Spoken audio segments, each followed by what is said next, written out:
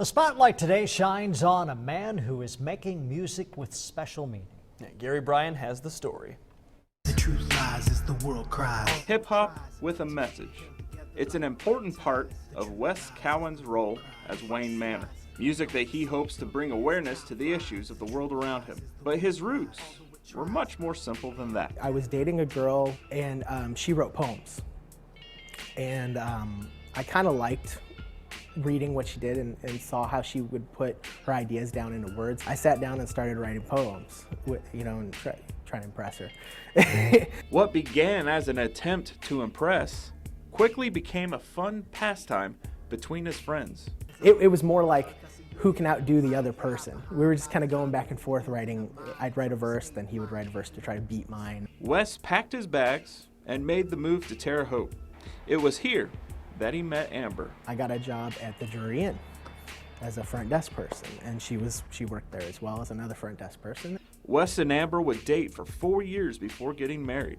But once again, it would take a woman to inspire Wes to write.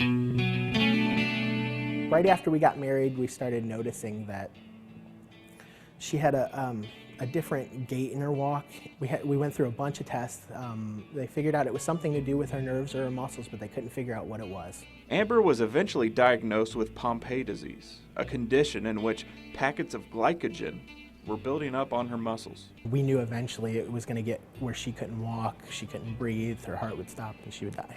I think it was less than a year and she was gone. But the pain is dried inside the peel, leaving nothing but the crust. A simple tear would make it clear, bring emotions back from dust, and still there's nothing. Not a single bit of color here to see.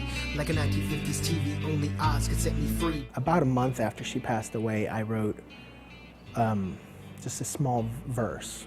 When everything's going on, you cry so much, and then like you get to the phase where you're at the funeral and everybody else is crying and you're not, because you're cried out. You've cried everything out of you. They say the darkest times can bring out the best in people.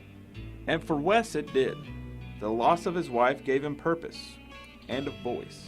And at that moment was, the loss of her, now my family now. People need to really just sit down and pay attention to what's going on and look at what's important instead of worrying about, how nice my car is or how much money I can make. In Terre Haute, with Jade Scott and photojournalist David Essex, Gary Bryan, News 10. Wes donates half of his earnings as Wayne Manor to the United Pompe Foundation. If you would like to learn more about how you can donate or to hear more of Wayne Manor, go to our website, WTHI-TV.com.